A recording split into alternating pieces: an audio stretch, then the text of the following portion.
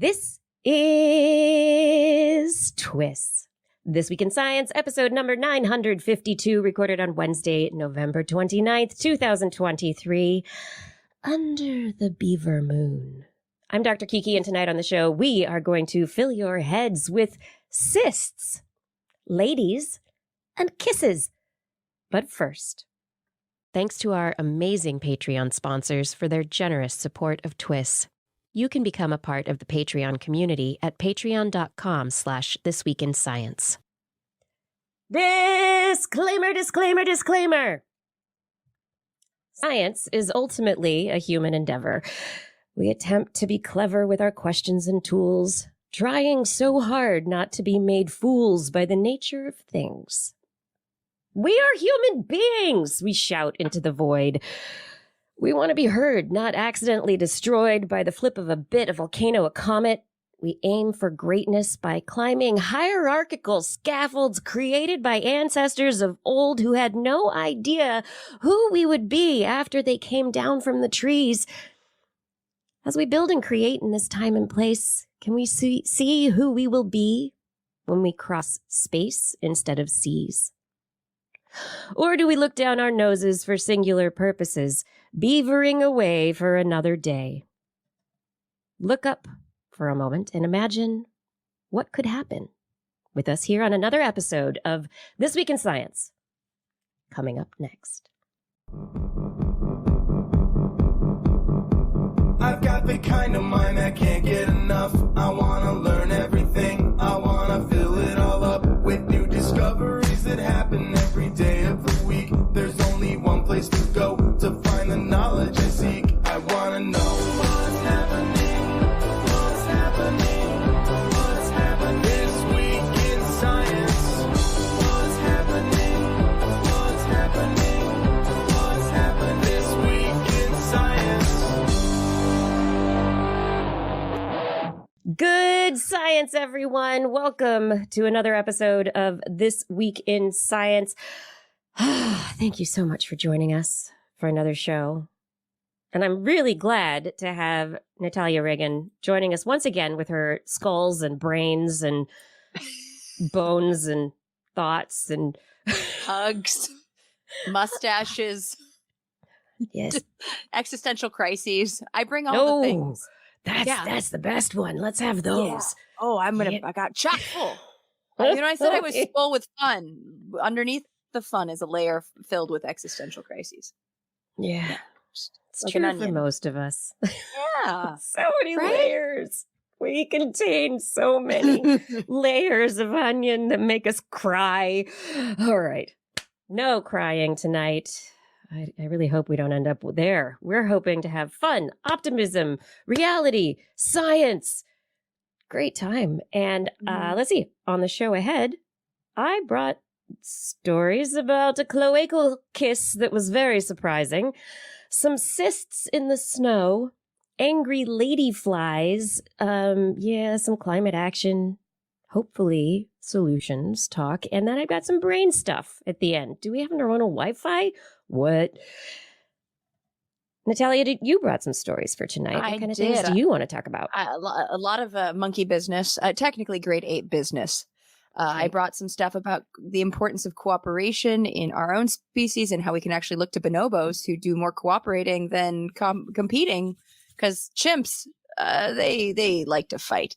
And I also have Panama, where I did my research. I studied spider monkeys there, and they actually just had a coup for conservation where they were able to sort of stave off some mining that is being done on the Atlantic coast there, and a lot of protests had been going on. So we're seeing some great gains for conservation. What else did I send you?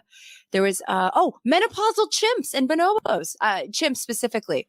We humans are very unique in the fact that we have menopause, and we'll talk about the grandmother hypothesis. But it looks like chimps might be doing it too. Everybody's going through menopause. It's the cool thing to do. Oh, yay! I know. I'm like, and maybe this is my brain on potential perimenopause. Also, Women the Hunter. That two friends of mine who are bioanthropologists just wrote an article for Scientific American, and they are being trolled by a lot of men on the internet who probably couldn't hunt to save their life, about how they're crazy for thinking that women were hunting equally to men in prehistory. But science and research says otherwise. So yeah. And you know what? We're just crazy enough to talk about it on this show. That's right. Yeah, we're gonna do it. Yeah, we're gonna do it. Yes, and if you don't remember from last week, all of you out there who are watching, who are listening, Natalia is the intelligently hilarious banana-in-chief, bearer of mustaches, caretaker of the gelatinous raisin, and additionally an anthropologist, primatologist, actress, and comedian. So I'm looking forward to another fabulous show. Thanks so much for joining again. Thank you for having me. That was so much fun. Okay, goodbye now. We're done. No. No, we have things. The fun sponge has reached her quota. I gotta go now. No, that was hilarious. I had so much fun. So are you kidding? I jumped at the chance in a banana suit. And you're like, I need to go buy a new sponge. Obviously, that's gonna need more swole. For everyone out there who has not yet subscribed to This Week in Science, you can find us all places podcasts are found. Look for This Week in Science. We broadcast live weekly, Wednesdays, 8 p.m. Pacific time-ish on YouTube, Twitch, and Facebook.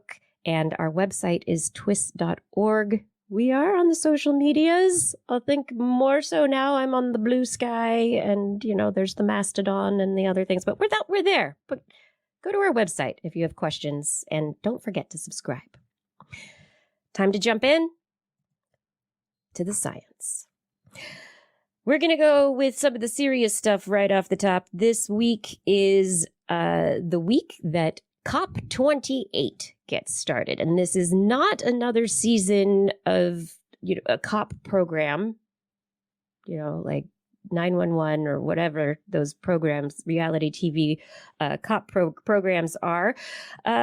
The COP conference is the annual United Nations Climate Change Conference, and it's been going on for 28 years. This is the 28th instance of it. It starts this week under the shadow of a bunch of news that the host country, Dubai, and the United Arab Emirates are hoping to use the gathering to benefit their oil and gas contracts. We've spoken at length on this program previously about issues surrounding greenwashing of climate efforts by fossil fuel companies and how many of these agreements and these conferences just seem to be makings of good financial agreements for companies that already have good financial agreements as opposed to actually making solutions. But this particular news this week was a particularly low blow. So instead of talking about that and the poor faith bargaining that's going on between governments and industry finance executives, I want to talk about solutions and the things that need to be addressed if we do want to minimize the growth of our temperature trajectory, as we recently in the last week did hit over that 2 degrees Celsius barrier. But generally, we are well on our path toward, as a globe, exceeding the 1.5 degrees Celsius temperature increase that was stated as a limit by the UN Climate Change Conference back in 2015. So that's the part of it. Now let's talk about the part of it that is going well. The World Resources Institute just released a report of their findings of the annual State of Climate Action Report series. They've done this every single year. And this year, they've been trying to put together a comprehensive roadmap of what's needed by 2030 and 2050. So kind of looking at these different time steps moving forward and giving targets for what we need to do. They've been analyzing 42 indicators of progress. And how many, Natalia, do you think we're on track with to keep the 2030 target of 1.5 degrees Celsius? I don't know. How many? What is the number between? Is it 1 in 4? 1 in 5? somewhere between 1 and 42, because that's how many factors they analyzed. Yeah, but I don't think it's even close to 40. Yeah, I'll be generous. 20? 1. 1. Yeah. Direction, right direction, on track. And that's the surprising thing is that is the sales of electric vehicles. Wow. Okay. Yeah. No. Not the Wow. thing that you would expect necessarily, but electric vehicles, probably because it's being pushed forward and it's a profit It's maker. cool. It's cool. It's it's gone through a lot of work to become a part of the auto market. But Oh, dear Lord. yeah, working there. So the things that are in the right direction, yet Mhm. off track, just not quite doing it, are the share of zero carbon sources in electricity generation. So Yeah. what are we using that's sustainable, that's renewable, that is not carbon related? The share of electric vehicles in the light duty vehicle fleet. So these are fleet vehicles, buses, cargo vans, all sorts of, these heavy things. Why are they not? They're big. Put big batteries in them. Put big hydrogen fuel cells in them. What is happening there? I don't know. Anyway, share of electric vehicles in 2- and 3-wheeler sales. So motorcycles and 3-wheelers. Yeah. Okay. Ruminant meat productivity. We're still too many Yeah. cows. We don't need that. Again, yeah. Meatless Yes. Monday. I haven't eaten endotherm since 1995, so cows are safe from me. But yeah, they've all been marked safe from Natalia since then. But yeah, they between their farts and producing them, it's just it's sorry, it's all bad. It would behoove us to stop eating. It would behoove us. Even once. Yeah, we need to really ruminate on this. Yeah, we do need to ruminate. Oh boy. I'm sorry. It's I'm milking these beginning. puns. It's beginning. Just sneaking them in. I might have to send you out to the forest, but oh no, I can't because reforestation is not doing what it's supposed to do. We're still cutting down and burning down forests. Sorry, even though you have a pretty dark green forest behind you. Oh yeah, so real. So real. It's not doing anything for the climate. I'm sorry. Sadly, I think this probably was produced by fossil fuels. Polyesters and Probably. Yes, anyway, we will not talk about that for a moment. Share of global GHG greenhouse gas emissions under mandatory corporate climate risk disclosure. So those corporations that are supposed to be disclosing and reducing their greenhouse gas emissions, they're not doing it. And this gets back to the greenwashing and the issues that are at hand. So there are places that are in the right direction. They're just off track. We need to convince those corporations to continue their efforts to actually do good. Let's work on reforestation. Let's work on reducing the amount of meat that we eat every week. Let's work on those zero carbon sources. What can we do to get our policymakers to start really implementing solar, wind, water, geothermal, all the things that we have out there. I'm not even going to talk about the number of things that are well off track because there's a big number of them. But the things that are definitely in the wrong direction: carbon intensity of global steel production, share of kilometers traveled by passenger cars. We need more ride sharing. Share of battery electric vehicles and fuel cell electric vehicles and bus sales. Again, that goes to the fleet stuff. Mangrove loss. We need to really be good to the mangroves. I love mangroves. Lots of crocodiles. Sorry. Crocodiles we need the crocodiles too. Yeah, we do. Absolutely. Yeah. Robust ecosystem. Yes. We're wasting food and we are still financing fossil fuels to the tune of billions of dollars a year. There's a U-turn that is needed there. So things are changing. There are solutions. We have solutions. Solar is doing so much better. There was just an increase in the capability of solar cells to turn solar energy into electricity. There have been lots of advances in ways that we can work with communities for reforestation, to protect the mangroves, to protect seagrasses, to protect so many things and work sustainably. But yeah, we have solutions, everyone. Willpower is where it's at. Willpower and financial incentives, I worked in Panama, and that's why I brought up that article, which we'll get to later. But I know that this is kind of a neat story. The work that I did in Panama was to do a survey of a critically endangered spider monkey to understand the connectivity or the lack of connectivity of forest fragments. So we could understand where reforestation and corridor maintenance needed to be. And I was originally going to do the ethnoprimatology based on the survey, but the original researcher backed out. And so I did it. And I was hoping to be more on the ground with the landowners. I did a little bit of that afterwards.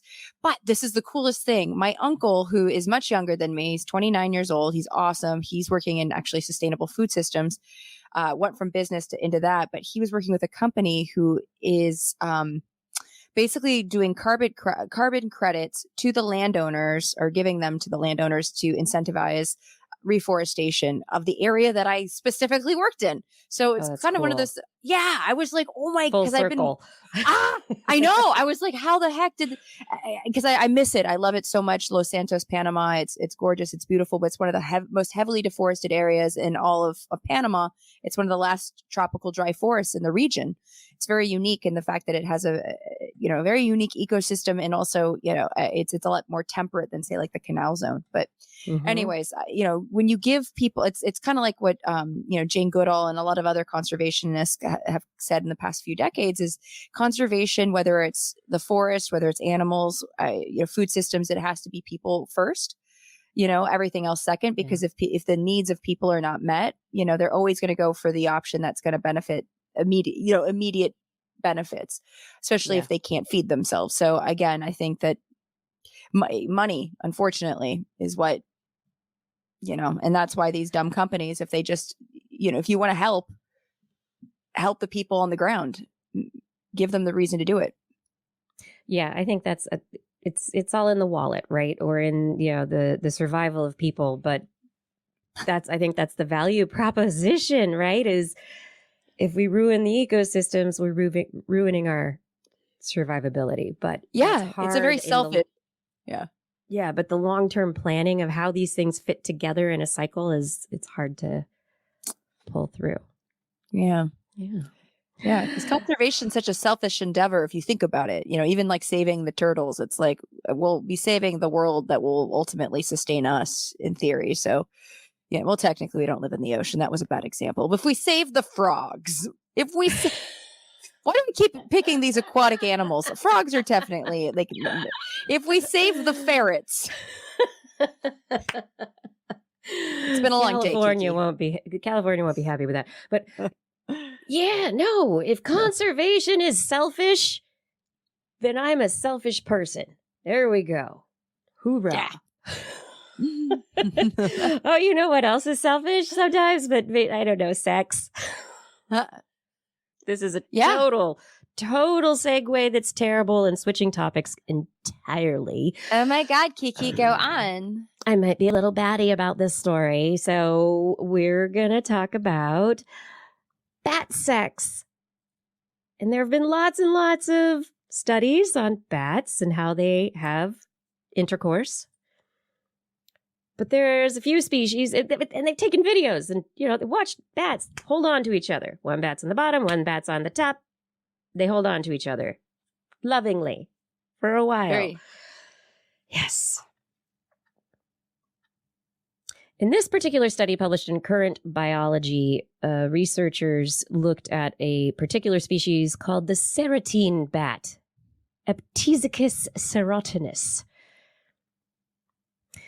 And this bat, they started studying it because the researchers, the lead author, Nicolas Fazel of the University of Lausanne, says, wow, these bats have extremely long, large penises. So how does that work? Because apparently the vagina of the female bat is much smaller than the penis of the male bat. They do have a very long cervix, so that's interesting in itself. So these bats, these batty researchers, they collaborated with a bat rehabilitation center in Ukraine that opportunistically filmed mating pairs of bats. Yeah. And then there was also a bat enthusiast and citizen scientist named Jan Jukken who filmed hours of bat sex in a church attic in the Netherlands. So this story keeps getting better. Is just all the details of this story better. I lecker that. Wow. Hey.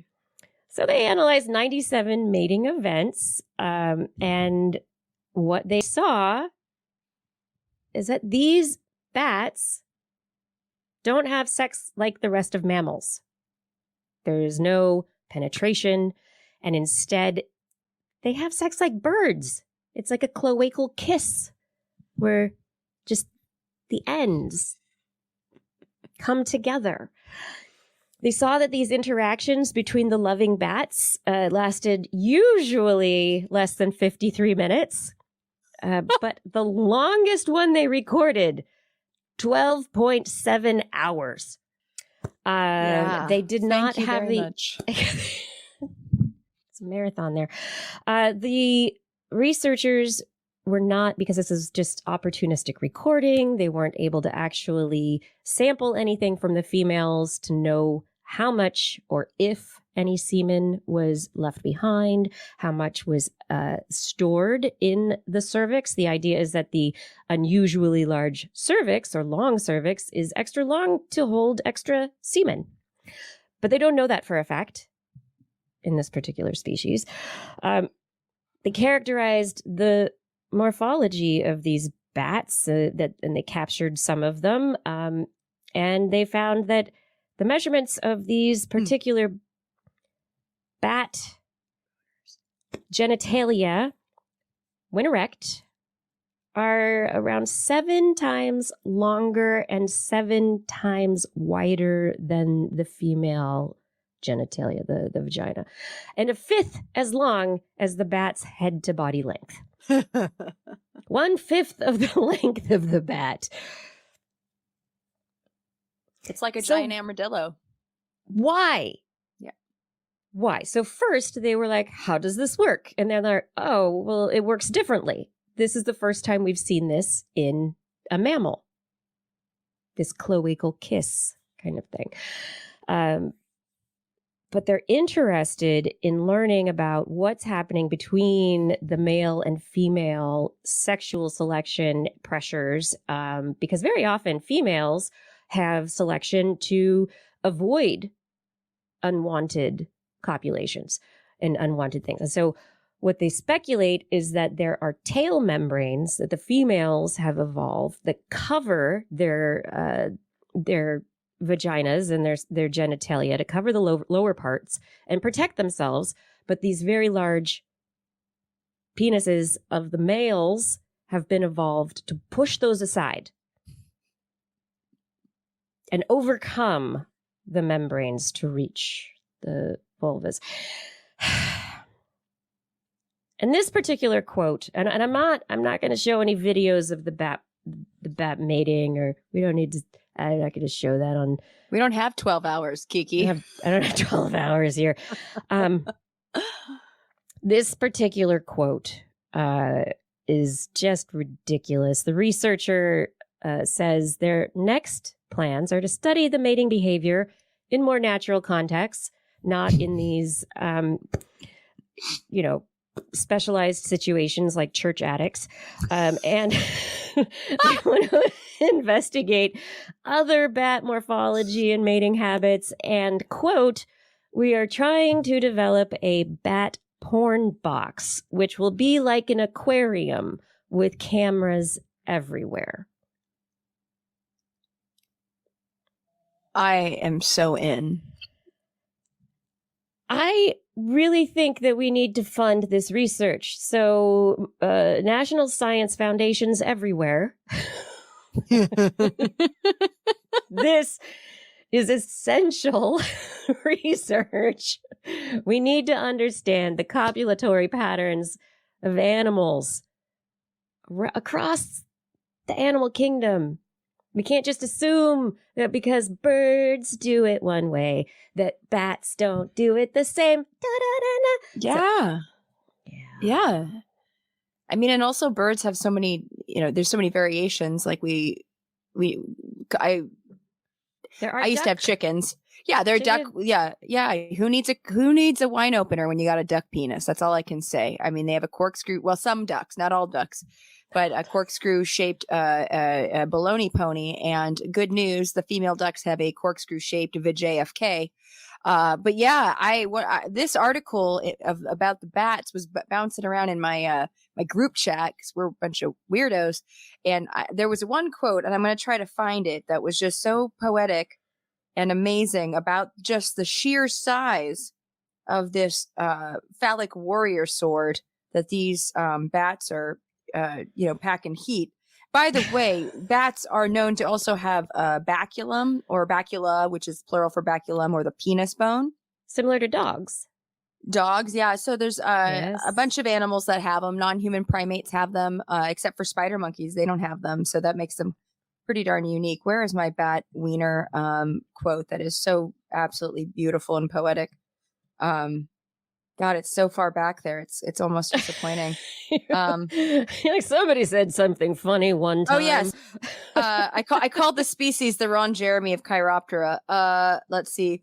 Yeah, it would be because I did the math because I had to. It would be like a 6-foot dude having a 15-inch baloney pony.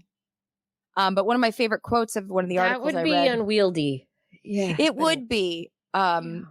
To be fair, the giant armadillo has, in comparison, it would be like a 6-foot tall man with a 2-foot long baloney pony. But this quote really shook me. We think it would really be difficult for it to enter anything. That's what they said about the bat. Anything. They didn't even specify any bat, just anything. Anything. I'm just seeing it flying around with, a toddler's arm. Anyway, it's wild.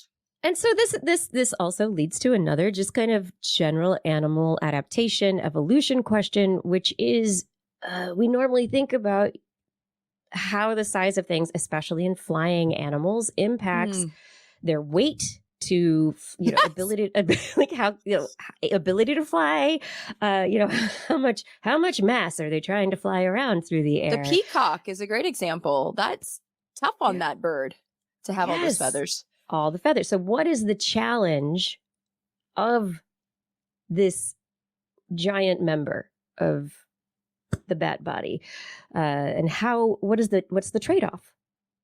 Like, is it specifically the competition between the males and the females in the bat society, or like, is there something else? What's happening there? I'm also wondering about the testes size too, because like, for instance, a lot of like promiscuous species, I just did a live stream about body counts in humans and how in dating people care about how many people you've been with. And I went through all these animals where it's like, are you kidding? That only just increases their chances of having, healthy offspring. But, for instance, like the mouse lemur, the testes, the females are very promiscuous, and the male's testes are like 10 times the size of what would generally be a normal size for that size, because they're very, very, very small, diminutive species. But or even the southern right whale, which also, they boast the largest testicles in the world. Each silo of seed weighs 1,100 pounds, but the females are polyandrous and they're highly promiscuous. So I'm just curious about that, like, to go a little bit further. I wonder if there's any right in the societal culture of these bats, what kind of promiscuity is there? What is the competition for mates? How does it work in that? Like, why would one mating take 12.7 hours or whatever? Why would it? Hanging on to keep others away? Like, what's going on? What competition is happening? That's my thought, is that it's, you're kind of honing in on that one female to make sure that there is no other competition. And that's interesting. Yeah, because there was even when was it white-faced capuchin females that when they're in their early pregnancy, they'll have sex with multiple males to confuse paternity, which cuts down in infanticide, because that's a problem too. Sometimes in non-human primates, males will kill the offspring of others. So It's good to confuse paternity. And humans are lucky that way because we have concealed ovulation. You don't know when I'm ovulating. I don't.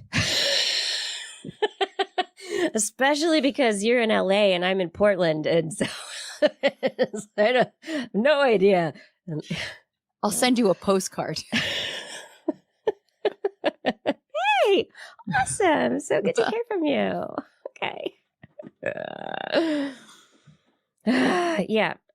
I love studies like this because very often people will say, well, what's the use of understanding this? And I actually think that this is what we're getting at is there's the humor in, our, Beavis and Butthead 12-year-old mind humor.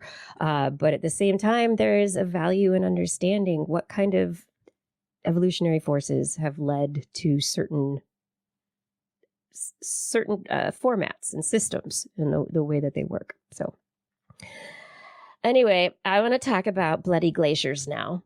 Speaking of ovulation. You know how to get me hot and bothered.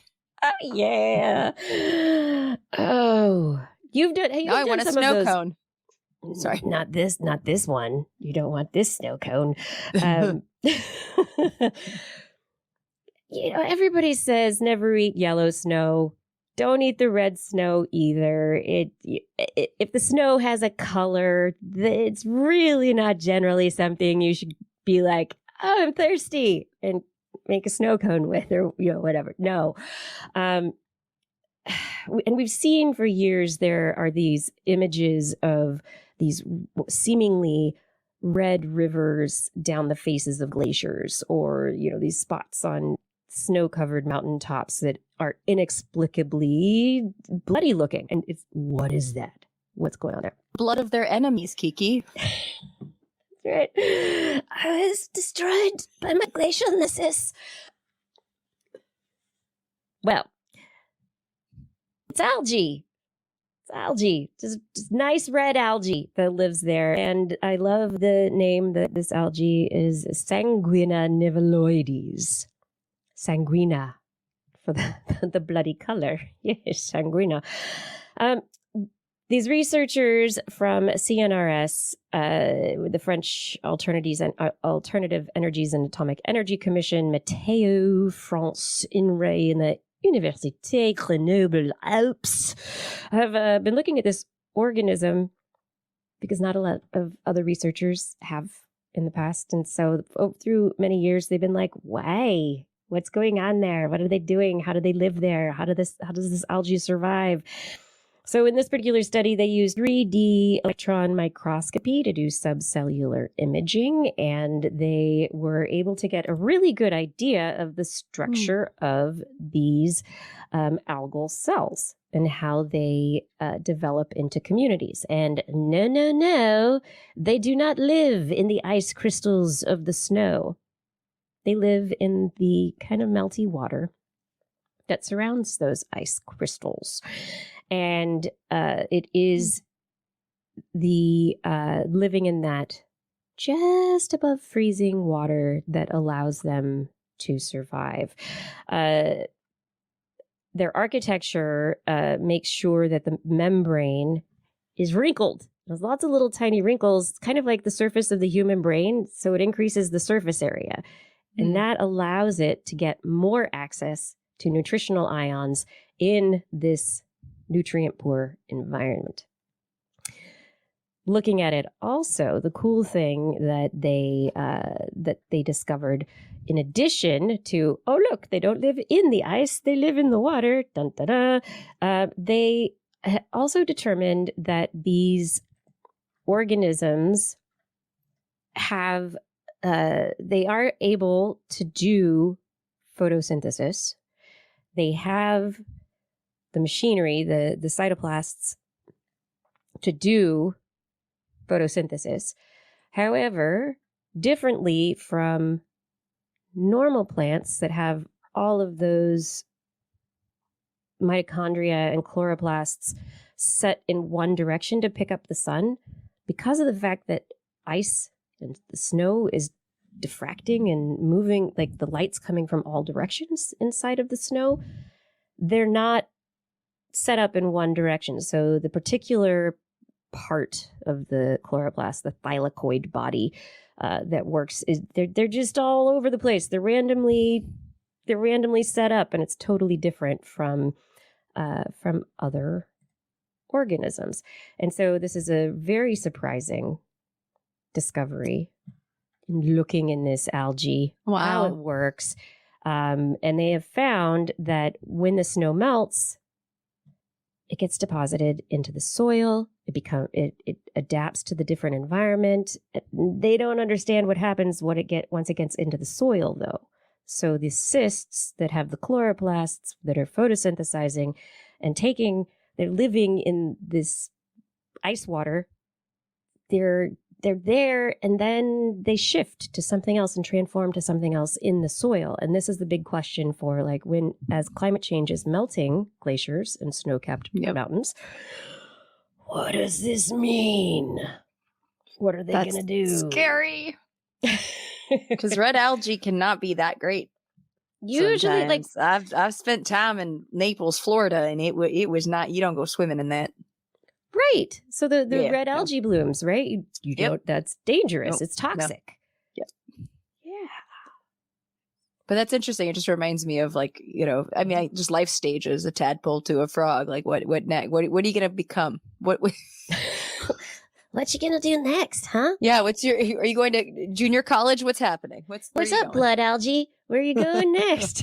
I thought I'd start a podcast and then I'd start doing stand up, but I don't know. Oh my gosh. Every time I hear somebody say, I'm going to start a podcast, I go, oh, good for you. That's nice. That's great. Yeah. Oh my God. Let's move forward to, I think, my last story of the first part of the show here. I'm going to angry flies. Oh. Yeah. Angry lady flies. It's not just flies. It's angry female flies. Why would female flies get mad? What is going on that female flies get angrier than male flies and seem to have sustained aggression, persistent aggression, compared to other flies? Well, researchers just published their study from the California Institute of Technology that I find really interesting. They had an idea. This is now in eLife. So this is actually open source. So you can take a look at this study yourself if you want to. Go look at all the data that they discovered. They had an original hypothesis, which was that there were these two cell types, and they thought that they worked together to create aggression. And so they were like, all right. Let's look at these different cell types and see how they work together. And so they separated female flies by a barrier, and then they stimulated these particular cell types to make the flies aggressive or angry for 30 seconds. And then they separated the flies for different periods of time and then removed the barrier and then let the flies go at it. And they found that one cell type, it's called ALPG, ALPG, it contributes to persistent aggression. And when these cells were activated, the flies would get angry and headbutt and push other flies around for up to 10 minutes. To be like, I'm not done here. I gotta keep angry. But then they had another cell type called PC1D, and that also is involved in the aggression, but it didn't cause that persistent aggression, and it also didn't really influence whether ALPG made the persistent aggression happen. they also saw that neither of these, once they were stimulated, continued to show persistent neuronal activity. It was like they were stimulated and then they stopped, but something else was going on and kept the persistent aggression going. And so they were like, what is going on here? And so they think that there are other factors involved, that there are neuromodulators, the effects of neurons downstream, that there might be another circuit involved. But there's a big question now because you'd normally think if the aggression is persistent, that the neuronal firing is persistent. And that is, it's like bang, bang, bang, keep going, bang, bang, bang, keep going. And the neurons telling the fly brain to continue whatever it's doing. But it's not. So, again, why are we funding fly research about how female flies get mad at each other and push each other around? Well, we want to know about why people get into, road rage issues, and why do we have aggression? Why do we get angry, and why is it hard for us to push it off? Not everyone can breathe it off or shake it off so easily. And why is it that some people can and some people can't? Why are some psychiatric disorders more aggressive than others? What's happening in the cells that make that happen? Yeah, that is fascinating. I really do think that, a lot of people have, I don't know if you heard that, but that was Raisin expressing her disdain for the angry flies. No, but it's just a fly. It's not me, not a pug. But just, I think people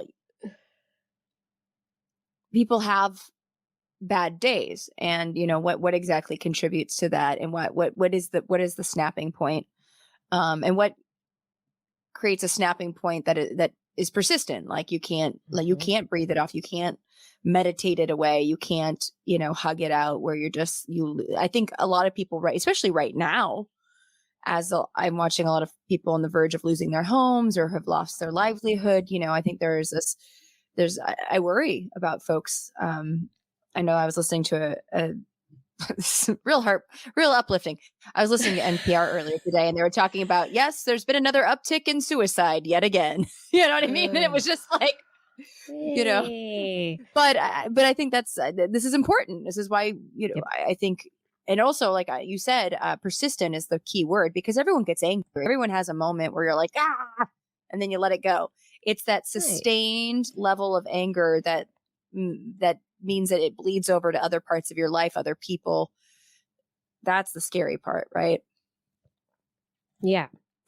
And while I don't think that, I don't ever want this to lead to like a pill or a treatment, they like, you never get angry. I would like it to lead to always calm. Yeah.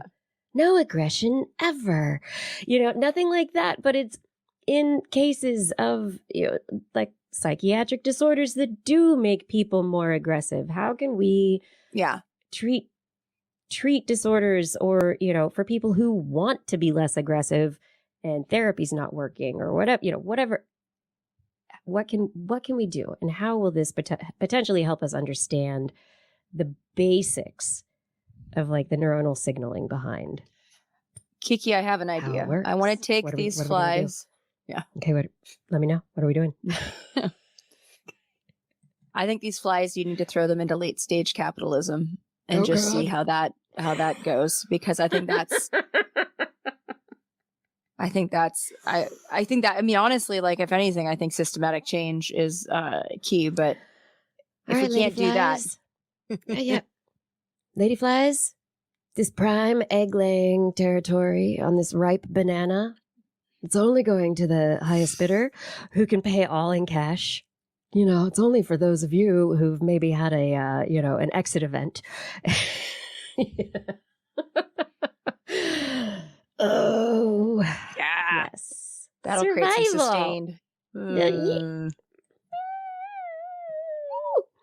Yeah, the little flies. Yeah. Happy, angry little lady flies.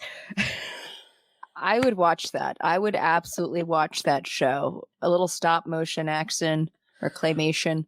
That would actually be, reminds me of Beetlejuice. Remember? I love And the that. fly When he's in the Beetlejuice fly. when he eats the fly, when he grabs it and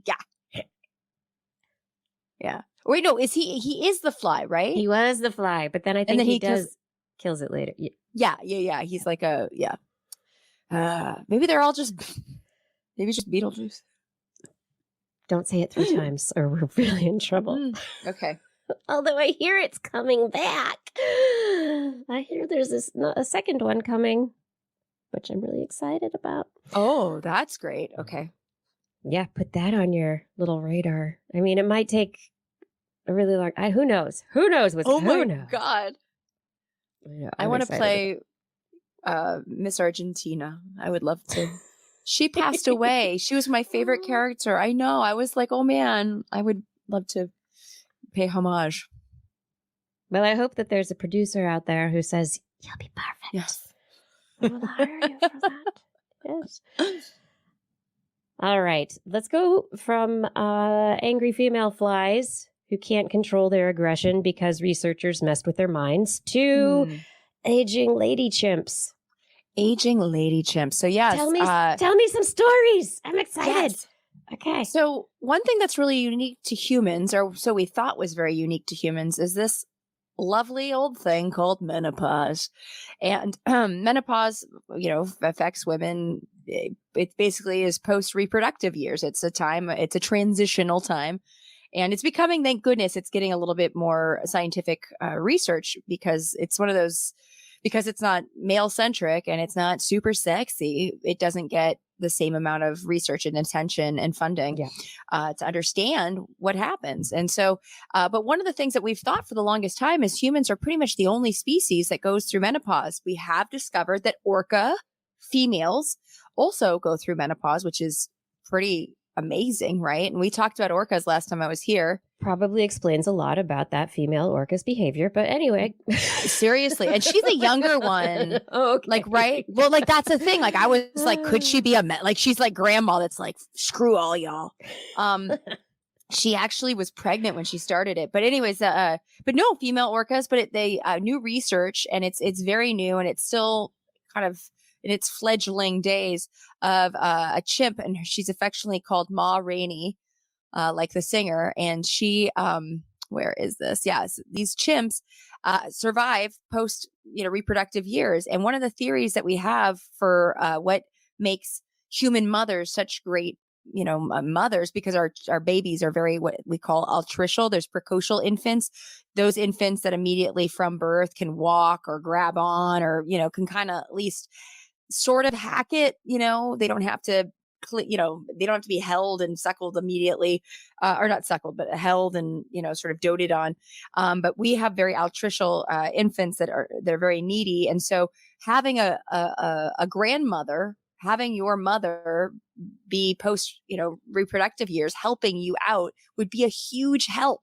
Huge help. Yeah. A lot of, multi-generational families living together allows mom to be able to, fend for herself, get food elsewhere, and grandma can help with child rearing. And it looks like chimps might have the same opportunities. And so a lot of chimps, can live into their late 60s, 70s. Ma Rainey is a 68-year-old female chimp.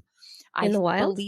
I believe so. Where is she? Hold on. Is she? Let me double check. Unfortunately, this is why I'm so frustrated. It's got a paywall. It was working for me at first, and now it won't let me see it. So you might be able to see it better than I do. Yeah, I'm going to keep looking through this and see if I can. It doesn't specifically say, but they're talking about East African chimps in the wild. So I believe it is in the wild. That's why this is also, again, very impressive that they've lived this long, because chimpanzees they get a bad rap for being very violent, because they can be very violent. And we'll get to that in a minute when we talk more about bonobos, the more amorous ape.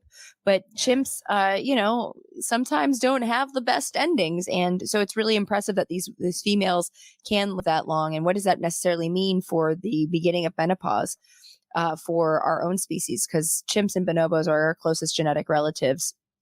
We share a common ancestor with them roughly 6 million years ago. And then they split off on their evolutionary trajectories separately at the formation of the Congo River system 2 million years ago.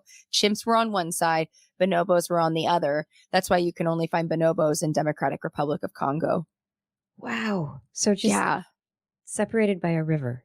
A big river system. Yeah. Wow. Yeah, that's the surmise. Yeah, and then of course, we talked about a little bit about this is why I love these studies that seem kind of like, what's the big deal? It's like, but this is, we don't want to completely look at primates as these primates as models for our behavior, because we have to remember they've been there on their own evolutionary trajectory from when we split off, right, 6 million years ago, and culture is far more, cultural evolution is far faster than biological evolution. So their behavior now might be new in the past 40 years because of like resource availability changing, or, sometimes I think I don't know if I talked about Sapolsky on the last time I was on. I always talk about him. Yes. Yeah. The plasticity of primate behavior. Sometimes something bad will happen that will change the course of history. But it'll be interesting to hear and see more of this research coming out about what this means for chimps, and if they have they do have grandparents, grandmothers will interact with their grandchildren in chimps. So, but the problem is chimps are patrolocal, so the females disperse. So there's not as much of an opportunity as what you would see in, like, say, bonobos, where they mostly are both there. That's really interesting, because I think and they go back and visit. Yeah, a lot of species, it's the males that disperse as opposed to the females. So that in itself is very interesting. So that's why chimps have the males have this very strong sort of bond, and makes them exceptionally dangerous because they all know each other, and there's like forming coalitions and having coups. The baboons we talked about last time, Sapolsky's baboons, they are matrolocal. So they're an example of males dispersing and joining groups. But in the case of chimps, it's the males that stick around. And so these females who are, they're reproductively active for a large portion of their lives, the majority of their lives, but they have menopause. And I mean, I guess the question is, so fascinating. The hormonal changes. How much of their lives are affected by those hormonal changes? Like our lives are affected by the hormone changes that occur at puberty, at every month, at menopause, and then after. How does that change as opposed to being grandmothers that are assisting and just there with, like you said, the grandmother hypothesis? How does that really influence the group survival, and how does it maintain cohesiveness among the females who are within the group or get invited into the group for mates? Yeah. I mean, again, this is going to be really interesting because I've just talked to Amy Parrish, who studies bonobos, about some of the dynamic there, in particular with older females in bonobos. But I would love to know more about how these older female chimps are being treated by those in group and those joining the group. I think that would be fascinating to see if there's a level of respect, because again, like female chimps don't have it as good as female bonobos. Yeah, it really can be rough. So I don't know. It's something that I can't wait to hear more research. And also, do they get hot flashes? I want to know. I want to know how you're feeling. I know. Tell me how you spend your nights. Oh, God. How many hot flashes? Do they do hormone replacement therapy? I don't know. Maybe they're self-medicating. We don't know these things. I mean, so much. But this is fascinating. I mean, comparing and contrasting against different species like bonobos, like humans, and then within different populations of chimpanzees, because there are different traits in different chimpanzees who have adapted to different regions, right? So there are some chimpanzees that are very violent and very male dominated, and other chimpanzees that are a bit more social, even though that violence is still in there. there's individual differences, and so it's fascinating. Yeah. I mean, that no primate is widely distributed as humans. So it's interesting because, like, we talked a little bit about macaques last time. Like, the second most widely distributed primate on Earth is macaques. They are everywhere. There's one right behind me. I can't get him to leave. Go home, Theodore. But Teddy. That's what I tell him when I'm off screen. Come here, Ted. But no, there is a lot of variation. But with humans, of course, there's so much variation between in terms of individuality and stuff like that. But we see that too, with chimps, and especially like when you see them in captivity. That's why captive versus wild studies are important to remember that we still. I always think it's interesting, like, especially in captive or those that just know they're always being watched, you always behave differently when you're being watched. It would be weird for us to think that animals don't know that, right? That they're not feeling, why won't she go away? Go home. I think this is a great point, because in ecosystems, there's multiple studies, many, many studies going back years and years that show that birds, squirrels, chimps, all sorts of animals aren't just paying attention to themselves and the food they want. They're paying attention to the environment around them, and they know if somebody's there. Like, it's really hard for these nature documentarians to create one of their hides in the wild. Hunters also, you have to create a spot that is not noticeable that you get into. And sometimes you have to be there for days or weeks and hide your smell, hide everything about your presence so that the animal doesn't know that you're there.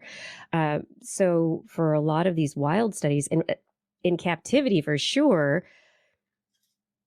if we're considering that these animals are anywhere close to us in cognitive abilities of awareness of environment, of course they know. They sit there and they throw poo at you at the window at the zoo. They're like, there it goes. I don't need that. Go away. Yeah. And I mean, like, you hit the nail on the head in terms of, we talk about hunters, but like, what's the difference between a hunter and a researcher? Time usually, and time with that individual, like that was a big thing about Louis Leakey Louis Leakey was a famous paleoanthropologist who decided he wanted to have the great ape study. So he determined in the late, basically, oh my God, my brain is dead, in late 50s, early 60s, to send out 3 women in particular, because he thought women were patient enough to win over these great apes, that men were just too impatient. And that's why he sent out Jane Goodall, Diane Fossey, and Brute Galtacos to study chimps, orangs, and mountain gorillas.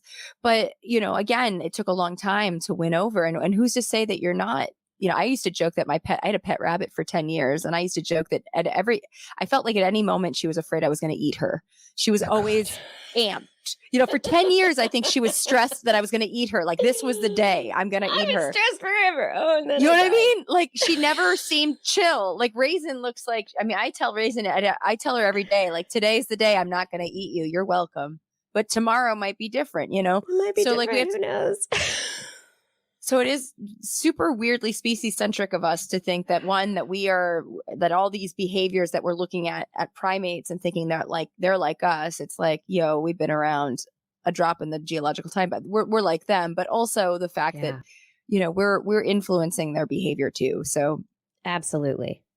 And how do we not? And I think that's one of the big questions, especially when we've got them in zoos or in, artificial habitats.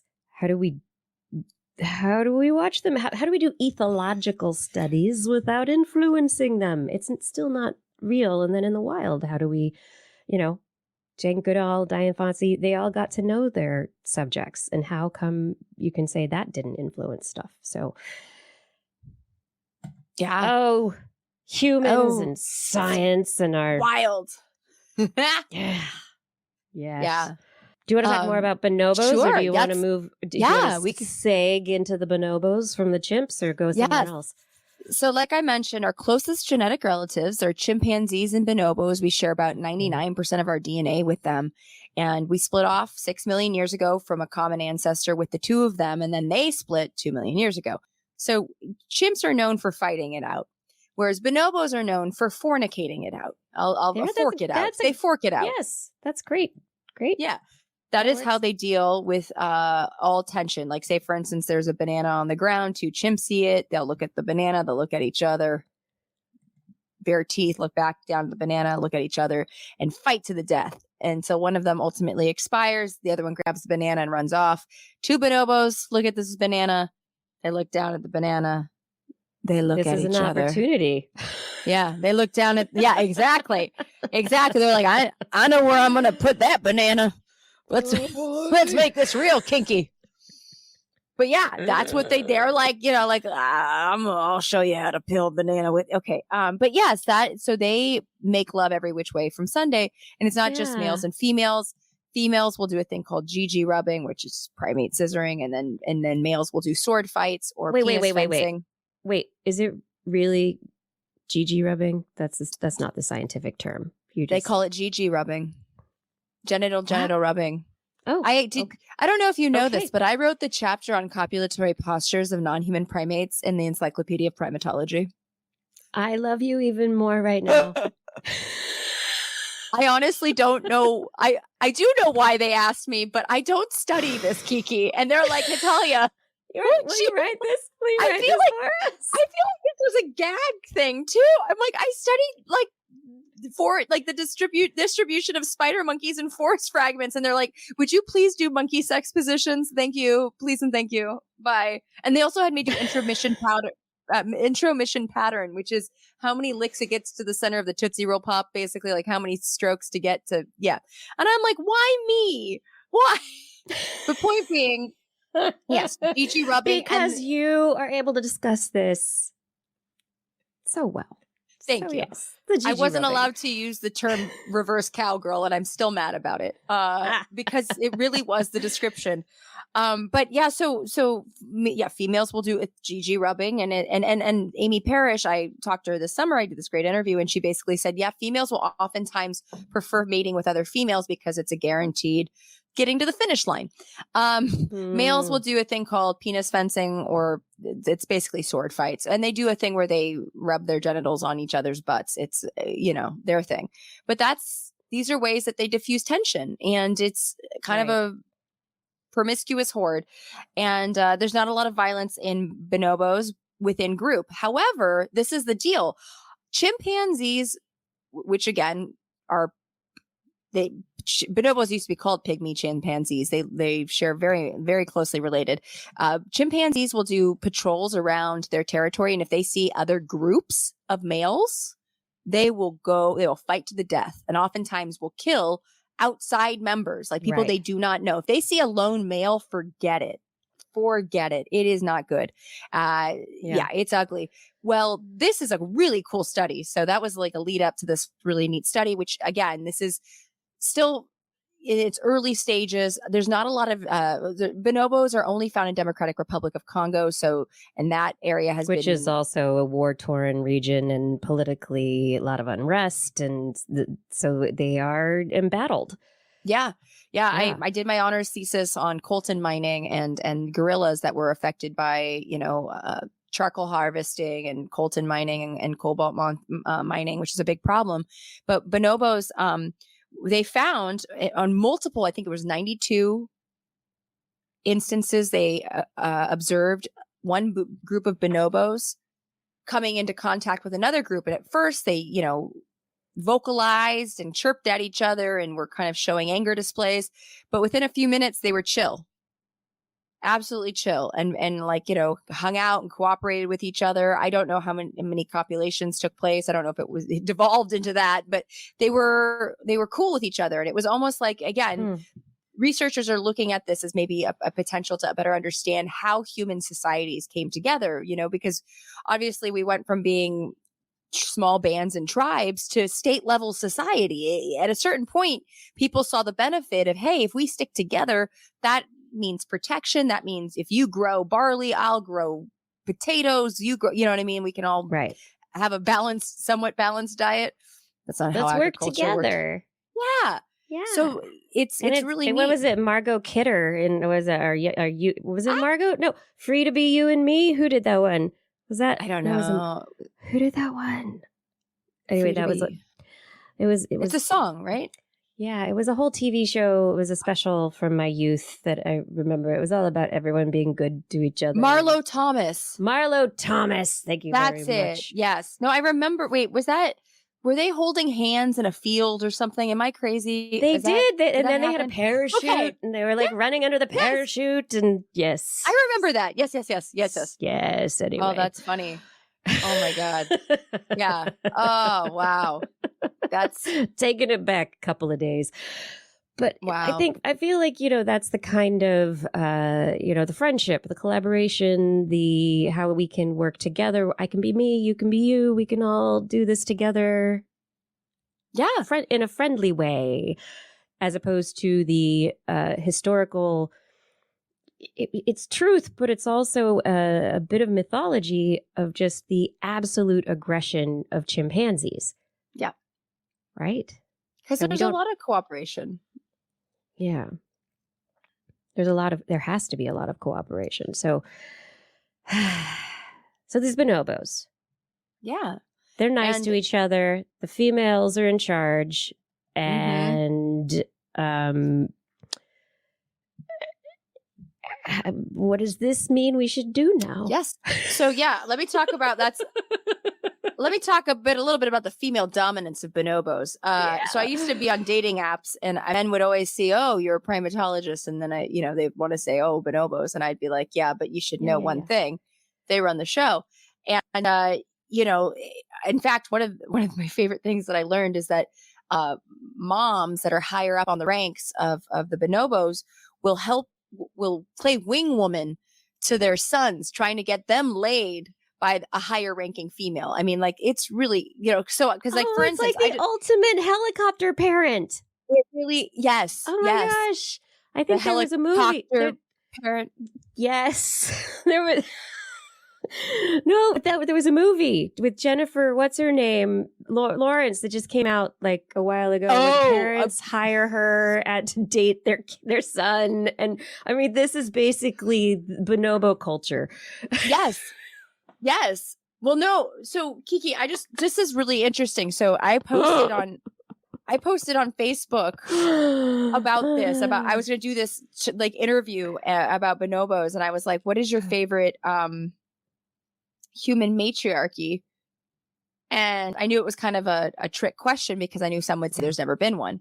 And I generally disagree, because also, some of the ways they were trying to negate whether there's been a matriarchy, it's because they're I think people define a patriarchy or power as a show of force, and there's so many ways to wield power. Like, for instance, bonobo females is a great example. They wield power in mate choice, getting their son laid by Jennifer Lawrence.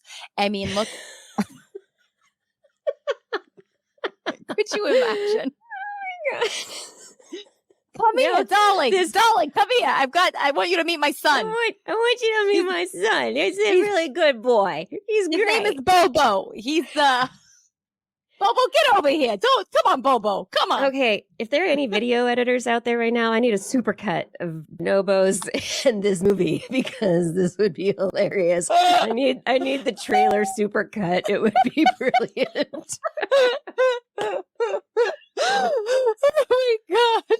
Mom, I don't wanna, Mom.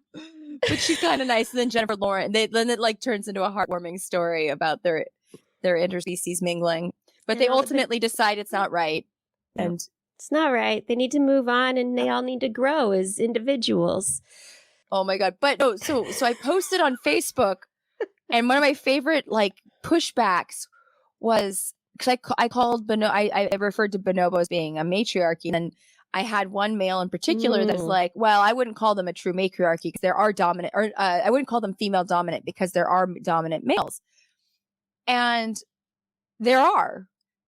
Because you have one, doesn't mean that you can't have the other, and it doesn't mean that one is more. So yeah, but this is the deal: the dominant male is based on his mother. It comes down to who his mom is. So it's like at the end of the day, even though there is a dominant male, it still comes down to the mom. So I was just like, I don't know what else to tell you, dude. But yeah, you just look kind of silly. So yeah, I did a bonobo nerd night in LA this summer, and that was yeah. But Jennifer Lawrence, I'm working on a science comedy special called Survival of the Filthiest, and I think we need to. Yes. Thank you, Kiki. So imagine this situation. But just her beautiful, yeah, like that'd be. Oh my God, so good. Yeah. That would, yeah. I'd watch that movie. I would. I mean, at least a 2.5-minute trailer. I'd go there. That'd be perfect. I think it'd be great.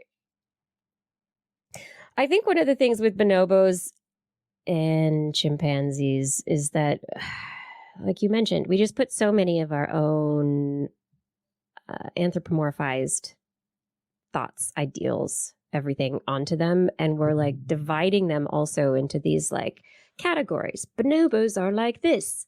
Chimpanzees are like this. This is the way it works. About, when in reality, there's really so much that we still have to learn about their cultures and how they deal in different situations. And, can we even protect them in the wild?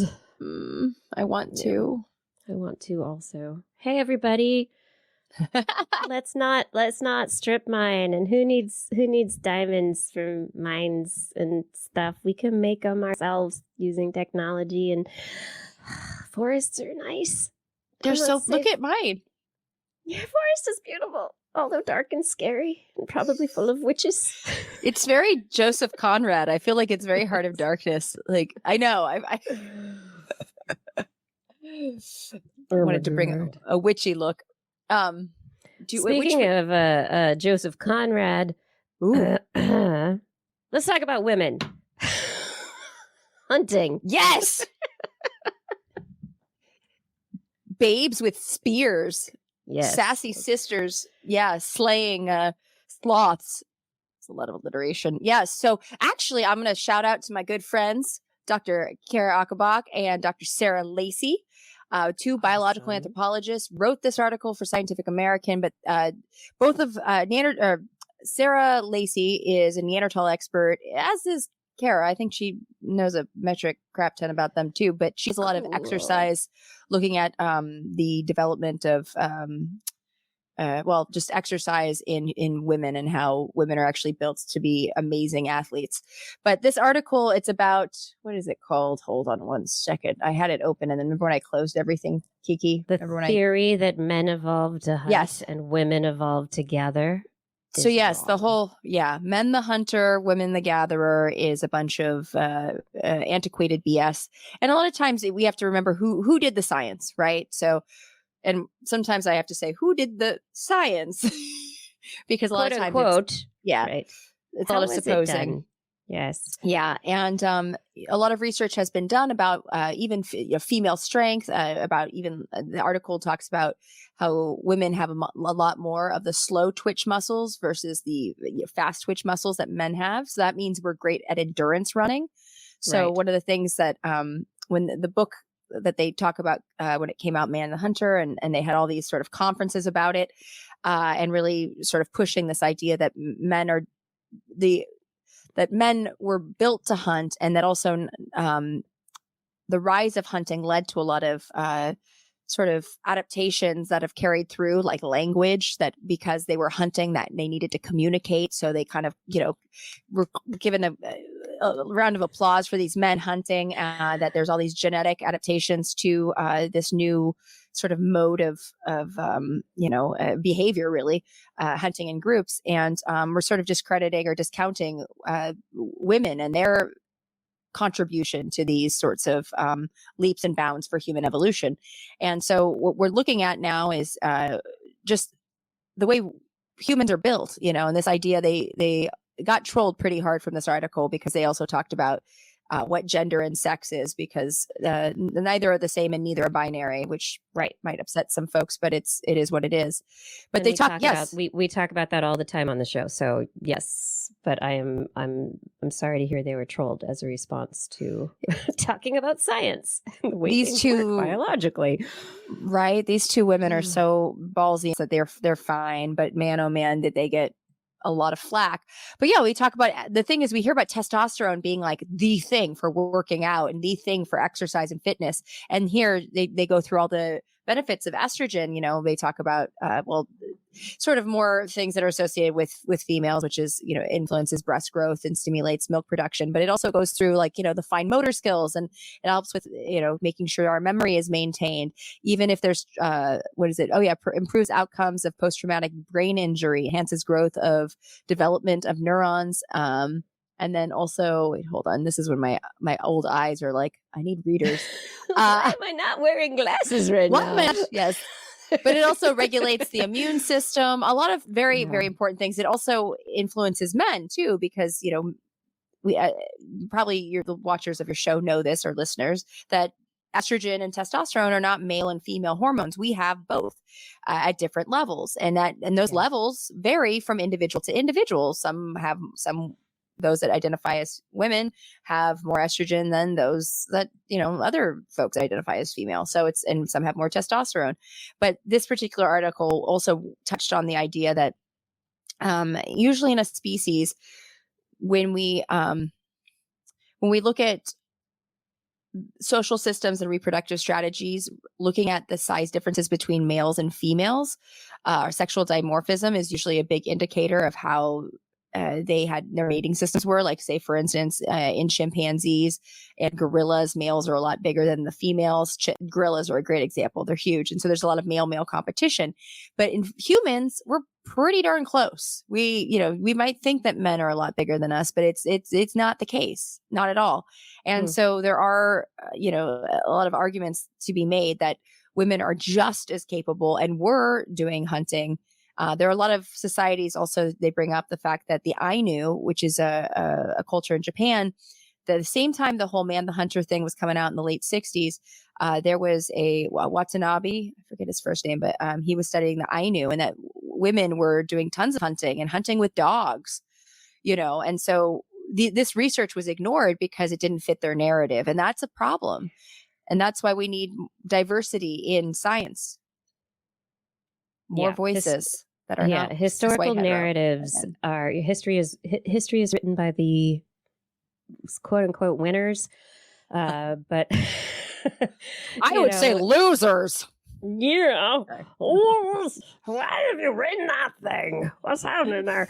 But it is that it's not that what's trying to come out right now is a politically correct feminist agenda, because that's part of what they say here. It's like the trolls are saying that, and that's not what this is. It's trying to balance the research, because historically the questions have been biased, the people doing the research have been biased, the methods have been biased, the samples have been biased.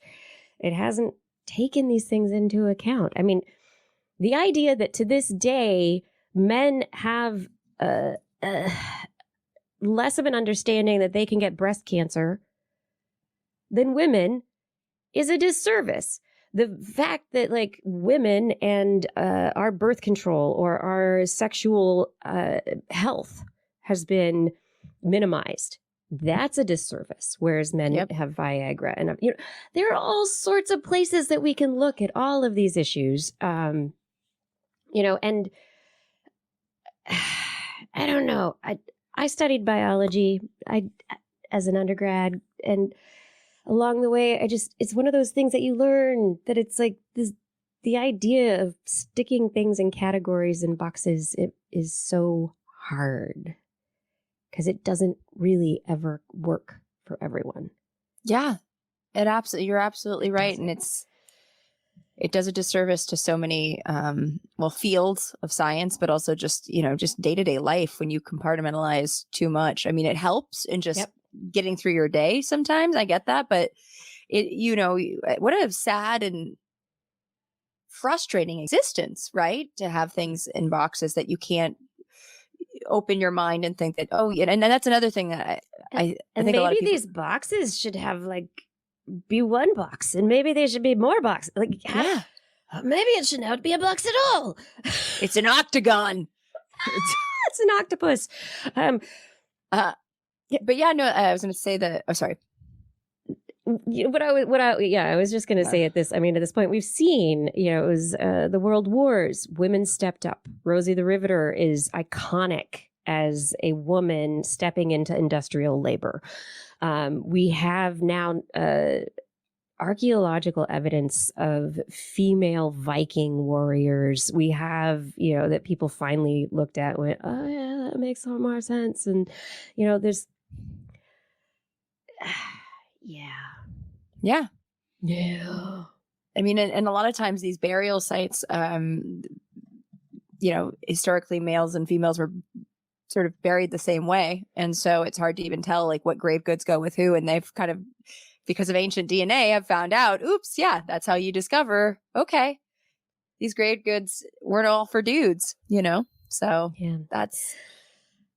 I mean, maybe Leakey was onto something, though. The women, they were patient because we've always been the hunters. Yes, and go the distance. And we go the distance. We go the distance. Yeah, we're patient and we're not giving up. Yeah. I wanted to point out one cool thing because this is a great fact and it brings back to the chimps. Is that Jill Preetz, who is a primatologist, dear friend. Her site in Senegal, she studies chimpanzees. And, we'd hear for years that chimpanzees, it's always the males that are doing these group hunts and, the males doing these hunts. And then it turns out that she actually found at her site that females were not only hunting, they were using sticks. They were using tools to stab bush babies in trees. So, yeah. Oh, yeah. So, yeah, here you've got some great attributes of women to make an excellent hunter. I like the wider pelvis might be great for carrying things because it's always like a child, but I'm like, I don't know. I think that antelope looks great on her hip. I swear, every time I've moved or had to pick up heavy things, my hip bones are a great place to set those boxes. Heck yeah. Yeah. I think there are different body types. There are different effects of hormones at different levels, depending on genetics and depending on these things. But when we stereotype, we limit our ability to be the best that humanity can be. Yep.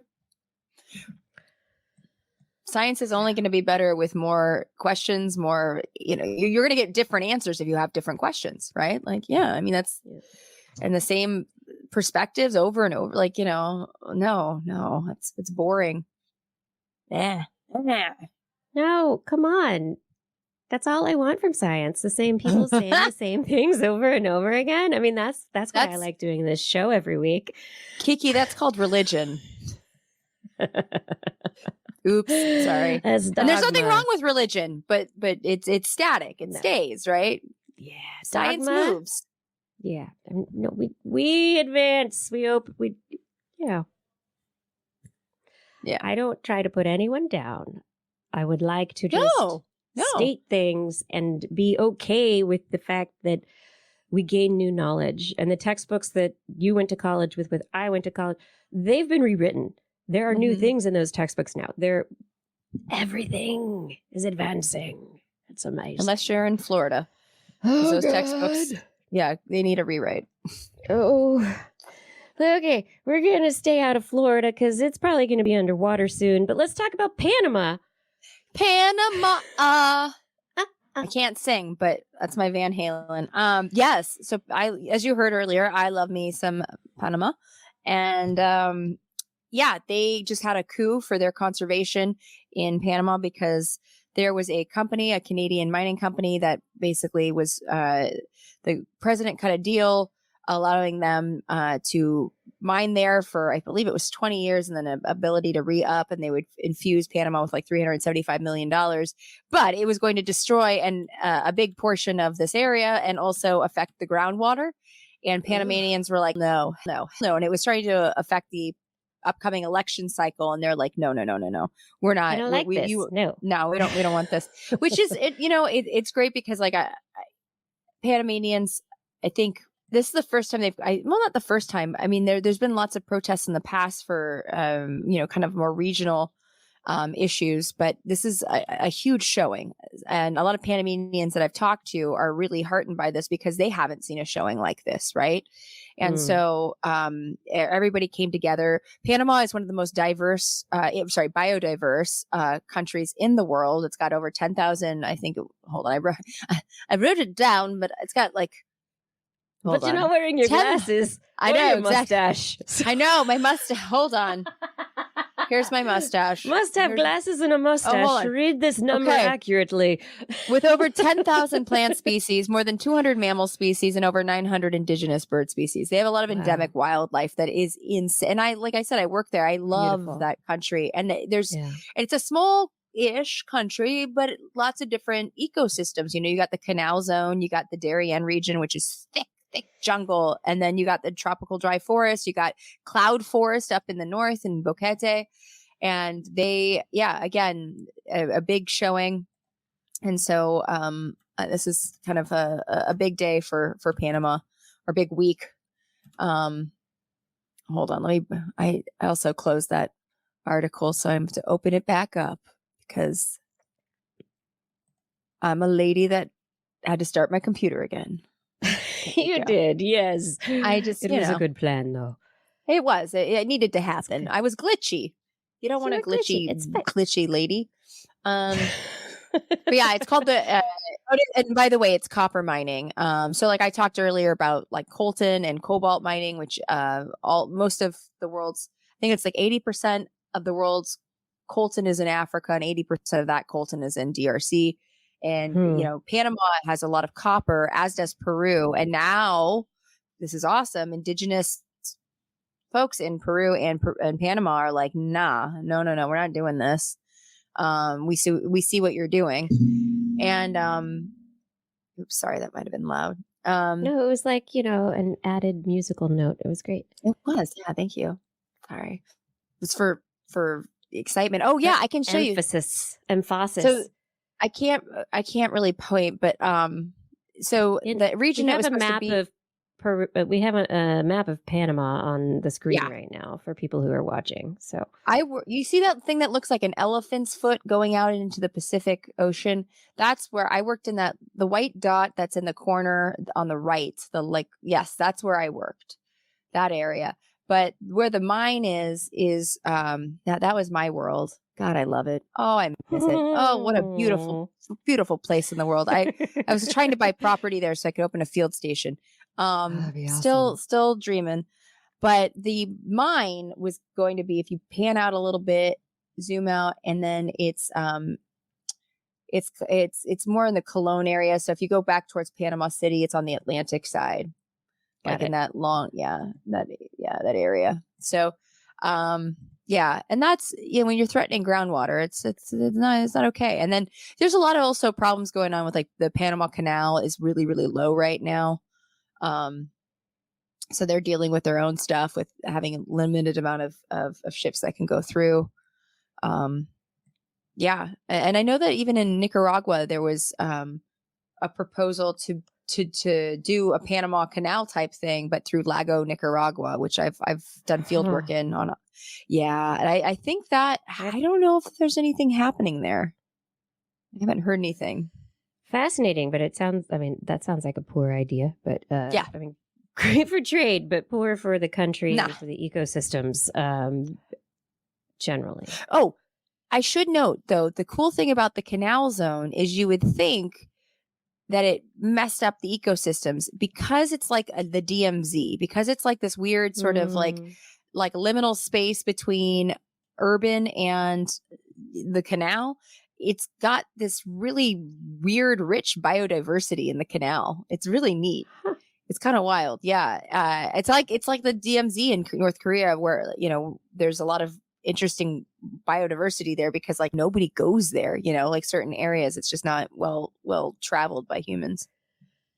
Amanda Plana Panama. Oh, thank you.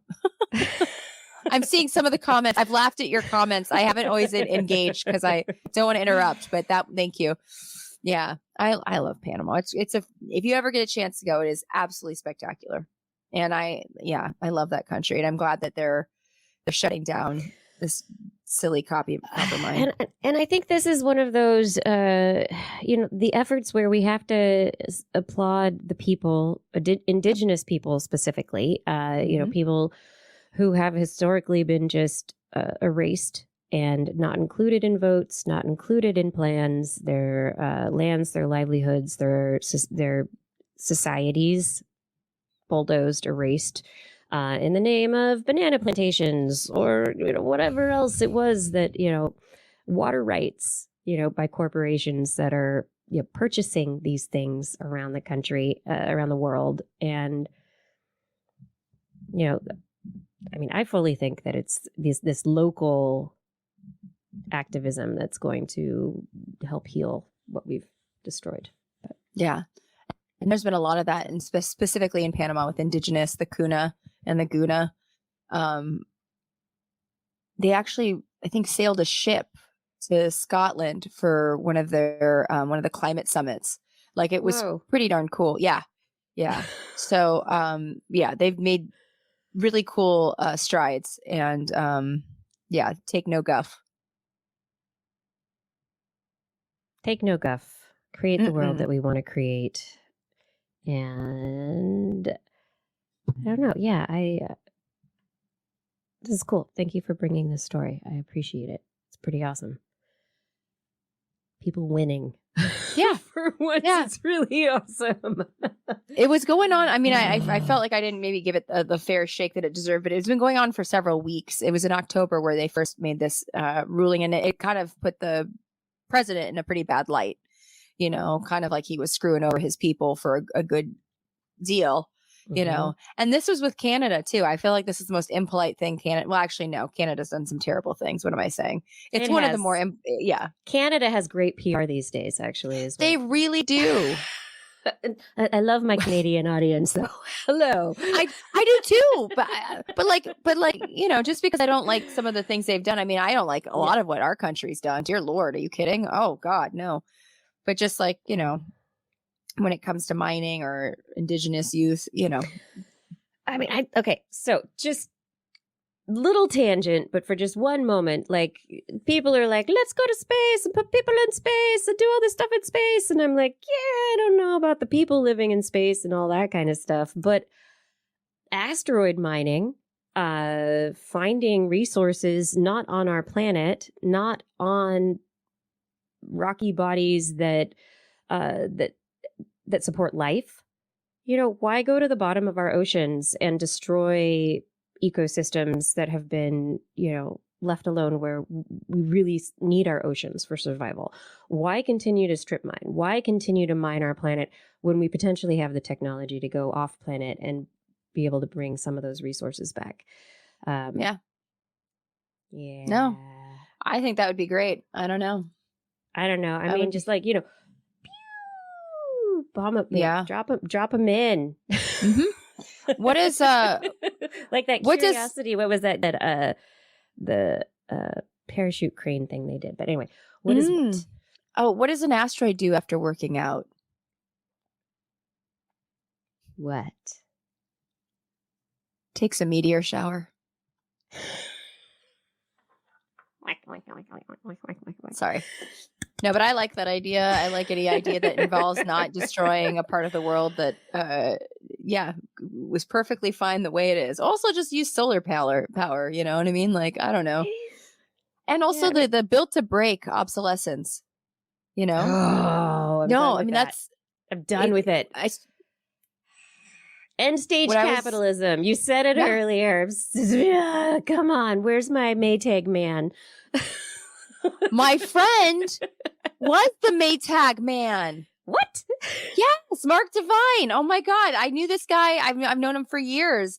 I haven't seen him in a while, but this is a small tangent, but if you ever, fine. We're doing it. Yeah, if you've ever been down on your luck, and I am going through that time right now where I'm just like, where is my life going? I am flailing. I am just trying to get by, and I remember I saw him. It was like 2001, 2002. He was I was over, he was roommates with my friend, and he was like laying in bed, like watching TV. Like we like popped in and said, Hey, Mark, how's it going? He's like, I can't find work. I think he was waiting tables or something. He was just like, I don't know what to do. And I'm just like, I don't, I'm like, done. I'm done. I give up. And then like the next day he booked the Maytag Man, which was like this huge campaign. Huge. Like he's the freaking, I know. He was only the Maytag Man, I think, for 2 years. And now they have this new guy. I don't like that new guy. But yeah. He's not as bad as he's not as good as your friend. That's not Mark was great, but it was one of those moments where I was like, if it could happen to Mark, you know what I mean? Like down on his luck, like what am I doing? Like eating top ramen. Yeah. I love that. You're like, yeah. He's like, I'm at the end. I'm the Maytag Man. Yeah, there you go. Ma'am, can I see your washer? I'd like to fix your agitator, please.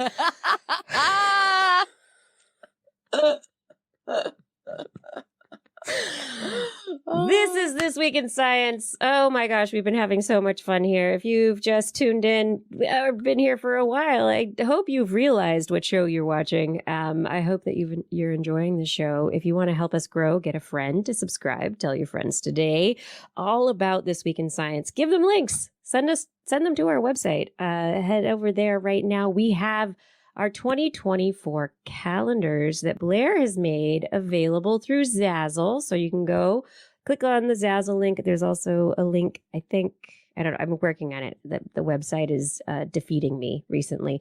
But if you click, and there was a newsletter that actually went out with a link to the Zazzle. So you can buy the 2024 TWIS calendar that Blair has hand-drawn lovingly during her time away with her new bebe. So get your year started with some good planning and with TWIS. Go get it. That's right. And if you want to support us on Patreon, you can also click on the Patreon link at twis.org and choose your level of support, $10 and more a month. And we will thank you by name at the end of the show. And I do all the reading myself as fast as I can without, tongue-tying a little bit. It's all your support that allows this to happen. So thank you for your support.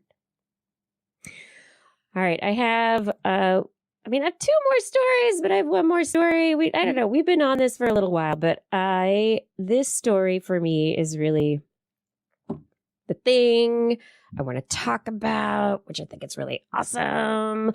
And I think it has impacts across the world. I like impacts. Yes, across the world of neuroscience and the way our nervous system works.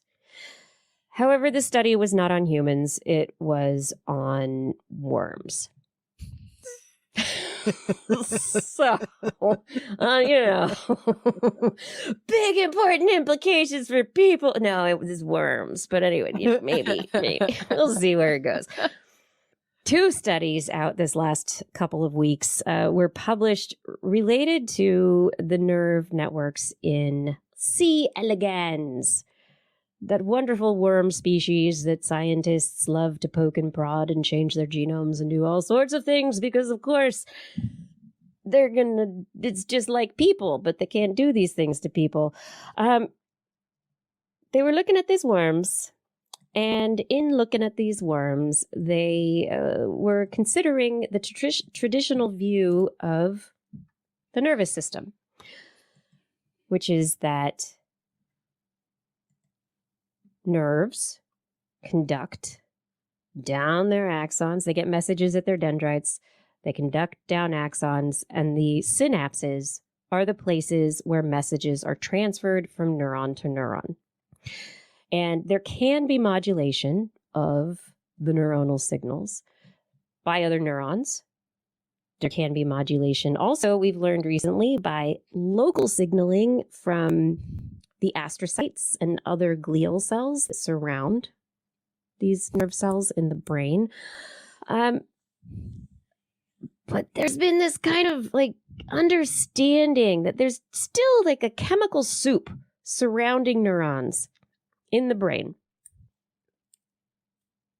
And things happen in the real connections of neurons in the brain that can't be explained by the standard neuronal models. There's something else going on. And so these researchers were like, what's happening? Are neurons just sitting in a soup and sucking up little bits of broth and going, okay, I like that taste of that. I will fire now, or I will not, or whatever. And so is it a network, or is it a soup, or is it both? Why can't it be both?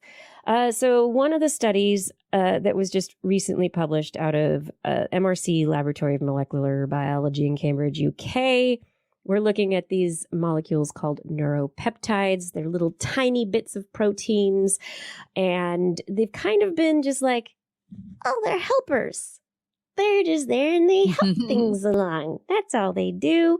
But what they did with the C. elegans is they changed the way that the worm's nervous system actually expressed the genes for these neuropeptides, particular ones they were looking at. And they tried to predict how the neurons were going to respond to how different these neuropeptides were released differently. And so they created a map of what they call wireless connections within the worm nervous system. Ooh. The worms don't really have a brain, but they published it in the journal Neuron. And then there's this other research that was also published separately in Nature, and they worked again on C. elegans and were measuring neuronal activity, and they were able to actually reveal how this wireless, so not neuron to neuron connections, not like the wires in our electrical system or our house, but like Wi-Fi, like just stuff that's around the neurons. They were able to start actually measuring how the soup impacted the neurons. So they used optogenetics, which is this really cool technique that I hope, or actually I'm wondering how it might be applied to humans some point in the future, but really it's great for worms and flies and things like that, because if you genetically modify nerves to respond in a particular way when blue light is shined upon them, then they activate or they deactivate, but they're able to trigger activity in certain nerve cells through light to make them send messages. And they were able to see one by one each of the 302 neurons in C. elegans and how the signals propagated from one to the next. And what they found is that just on the basis of how the neurons connect to each other, they could not predict their activity. So what they also were aligning with was this idea that these little tiny molecules, the neuropeptides, are part of the soup, and they're activating the system of these nerves within the worms. And they've been able to try and start putting together a model of basically how all of this works together. And so the whole analogy of like brains are computers and they've got these, networks, blah, blah, blah, that work. It's so simplistic. It's so wrong. We've been saying it's wrong for a very long time, but now it really is even beyond that. So what they say now is that the neuropeptides are equally important and maybe even more diverse than synaptic signaling within the nervous network. Wow. An example that was brought up in a Nature write-up of these papers is a particular weight loss treatment, semaglutide, that's fairly common these days that people are taking. It can activate neuropeptide receptors in the body. So if semaglutide is activating neuropeptide receptors, what does that mean for how the neuropeptides are influencing nervous activity? So in addition to the wired components of our brain, we are not and never have been really even thinking about the unwired components, these other things that contribute to behavior that we have no idea how they work. The supporting actors. Yeah. The brain broth. The brain broth. It is. Yeah. And so it's, how many neurons are releasing these kinds of other brain broths, and how, neuropeptides and other components, extracellular vesicles that contain little bits and pieces. How are the glial cells releasing stuff, and how is that influencing stuff? If we get things through the blood-brain barrier, how are we impacting brain function and nervous system function? There are so many things that are beyond just the synaptic version of the model of the brain that textbooks are going to be rewritten, I swear. Yeah, and it's always going to be rewritten, which is kind of exciting. You know what I mean? I love it. It's yeah. I love it so much. I mean, I started graduate school looking at nervous systems and going, okay, neurons are neurons, and then you have glial cells that do this, and they're just supporting popcorn. They're like the popcorn you put in a package when you mail it so that your stuff doesn't get broken.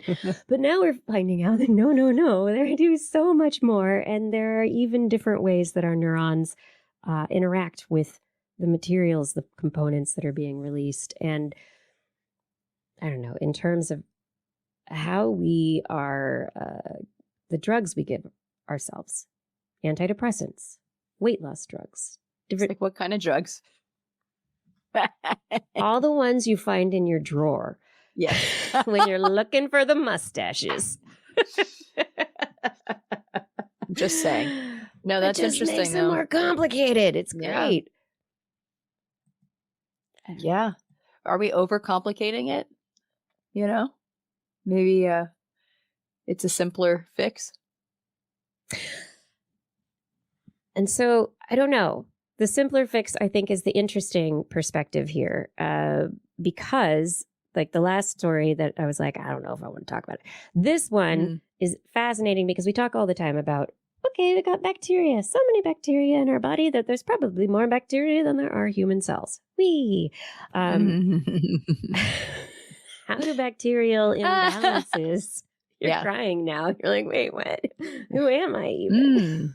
Just a big slab of bacteria. Yeah.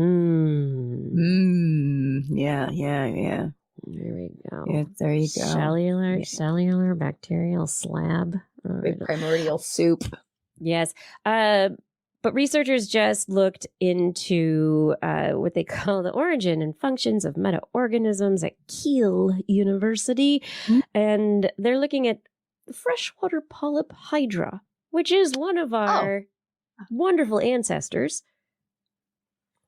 Very hydra. They're like these little sea worm things with little... They're a windsock in the water. An aquatic windsock. Yes. Polyp.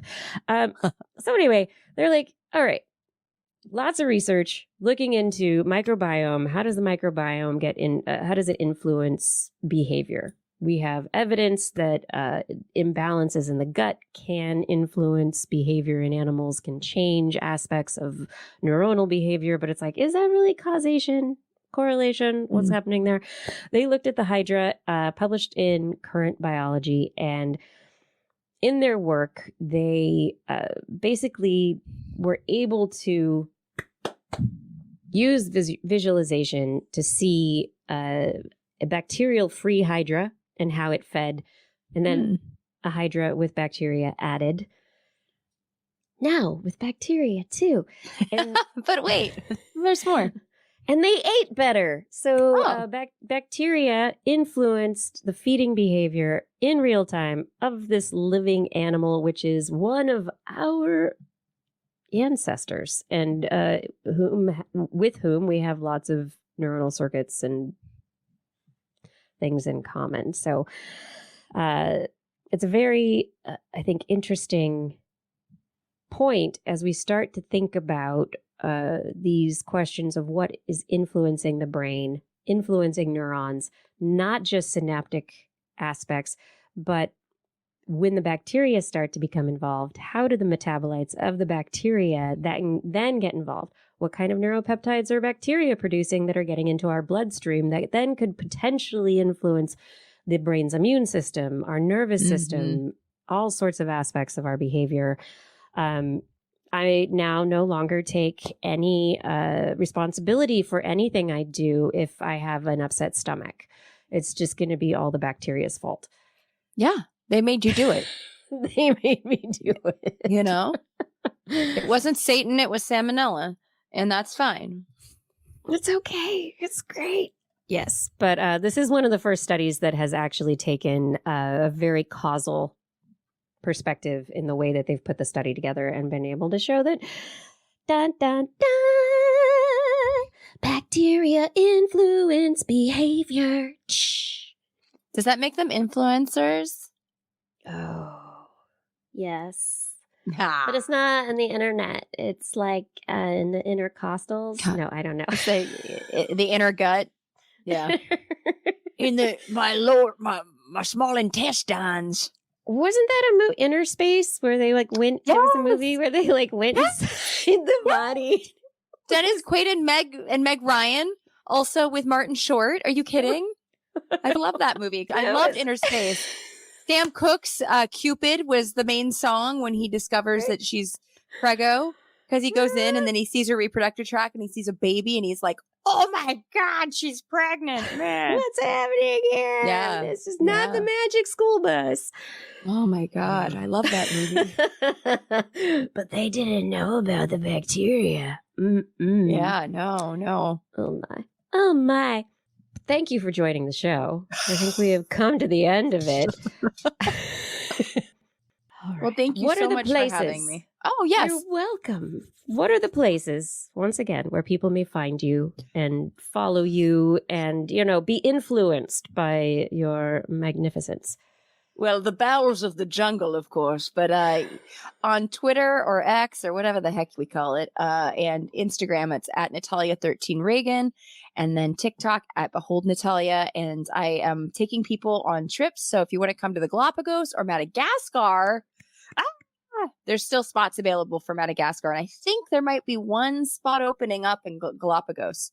And it's going to be it's an amazing group of people, a lot of animal people, experts and whatnot. So, that's what I got going on. I have a ton of comedy shows coming up, lots of comedy shows. So follow me and I'll be posting. And if you're in the LA area, Natalia, you are part of a particular comedy competition that. I just did that. Did you do it? Did not. Yeah, I did it. I did not go on to the. It was fine, but it was one of those things where it's a bringer show. So, and it was the night before Thanksgiving. I was like, friends, you want to? No, nobody wants to. Okay, it's not happening. No. So I did not advance. That's okay. It's okay. My own mom was like, no, I'm not going. But I do shows. I'm doing a variety show next week called Varietyville. That is at the Broadwater. I'm also doing opening for Hal Sparks tomorrow night at Flappers. I'm doing a show called Horror Nerd on December 15th at the Improv Lab, where you get to dress like your favorite horror star.